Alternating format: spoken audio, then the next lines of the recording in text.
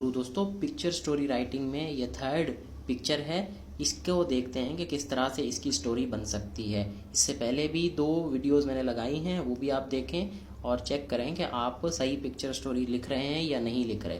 तो ये देखें कि इसमें एक बस दिखाई दे रही है, एक साइकिल के ऊपर बस चढ़ रही है और ये साइड पे 2 लोग बाइक पे जा रहे हैं और वो बंदा जिसको टक्कर लगी है वो साइड पे जाके गिर रहा है। तो आप देखते हैं कि इसकी स्टोरी किस तरह से बना सकती हैं। तो वो स्टोरी पॉइंट्स जो मैंने पहली वीडियो में आपको बताए थे, की पॉइंट्स, उनको आपने जहन में रख के फिर ये इसको स्टोरी को बनाना है। अब देखते हैं कि इसकी स्टोरी किस तरह से बन सकती है। पिक्चर स्टोरी को लिखते वक्त जो मेन पॉइंट्स हैं, जो मेन चीज़ें हैं जो आपने नोट करनी हैं हर पिक्चर स्टोरी में, वो ये हैं कि सबसे पहले आपने उसके अंदर ये देखना है कि कितने लोग उसमें हैं, मर्द औरत कितने लोग हैं उसमें। और फिर दूसरे नंबर पे आपने ये करना होता है कि किसी एक को या 2 को उसमें मेन कैरेक्टर शो करके आपने उनका जिक्र कहानी में करना होता है। एक बंदे को मेन हीरो बना दें और दूसरा जो है ना उसके साथ उसको जोड़कर उसके ऊपर कहानी लिखना शुरू कर दें और उनको एक हीरोइक कैरेक्टर दिखा दें।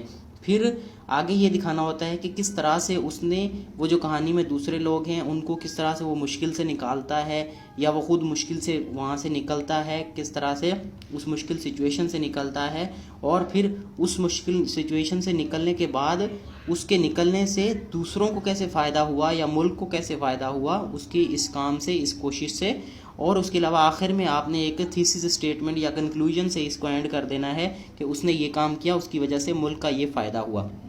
बस ये सब में यही चीज़ कॉमन होती है। फिर चाहे वो उसमें कुछ भी दिखा रहा हो, आप उसमें उसको डॉक्टर दिखाएं, इंजीनियर दिखाएं या उसके अलावा कोई सोल्जर दिखाएं या कोई भी उसमें साइंसदान दिखाएं, खिलाड़ी दिखाएं, कुछ भी दिखाएं, उसमें स्टूडेंट दिखाएं, भले जो भी है उसमें आपने ये मेन चीज़ें जो है ना, ये 6 चीज़ें जो मैंने लिखी हैं ये आपने उसमें लाजमी ये लिखनी है और लाजमी उसमें ये नोट करवानी है। फिर उससे जिससे ये पता चले कि आप ऑनेस्ट भी हैं, आपके अंदर करेज है और आप ये नहीं है कि बस उसमें उसकी मुश्किलात का लिख रहे हो, स्ट्रगल स्ट्रगल स्ट्रगल नहीं, स्ट्रगल और उसमें जो डिसअपॉइंटमेंट है वो नहीं लिखनी, बल्कि उसकी अच्छी चीज़ें और उसकी जो उसने अचीवमेंट की हैं वो दिखाने हैं और मुल्क के लिए उसकी खिदमत। बस मिस्टर हामिद, किसी को भी नाम दे दिया, वो एक स्पेशल सिक्योरिटी ऑफिसर है और उसको डिप्लॉय किया गया है इंडिया की कबड्डी टीम। ये बस में जो जा रहे हैं वो इंडिया की कबड्डी टीम, उसको मैंने नाम दे दिया।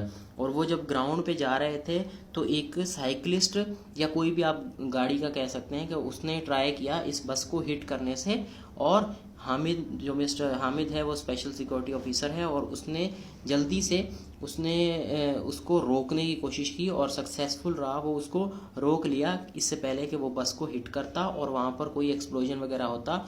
और जब फिर उसने उसको गिरफ्तार किया और बॉम्ब डिस्पोजल स्क्वाड को जब बुलाया तो पता चला कि उस साइकिल के अंदर एक बम नस्ब था जो उसको हिट करने वाला ही था। तो मिस्टर हामिद ने इनकी जो फॉरेन कबड्डी टीम है इंडिया की, उसकी सबकी जान बचाई। इससे क्या हुआ कि मुल्क में जो है वो गेम उसको नुकसान नहीं पहुंचा और मुल्क का एक पॉजिटिव इमेज गया और इसकी वजह से मिस्टर हामिद को गवर्नमेंट की तरफ से प्राइज़ भी मिला और उसको गवर्नमेंट की तरफ से अवार्ड भी मिला, जिसकी वजह से पाकिस्तान का नाम रोशन हुआ। तो इस तरह से आप इसको स्टोरी को एंड कर सकते हैं कि किस तरह से मिस्टर हामिद ने एक हीरो के तौर पर इसमें काम किया और अपनी जान को खतरे में डालते हुए दूसरों की जान बचाई और अपने मुल्क के लिए फ़ायदेमंद साबित हुआ।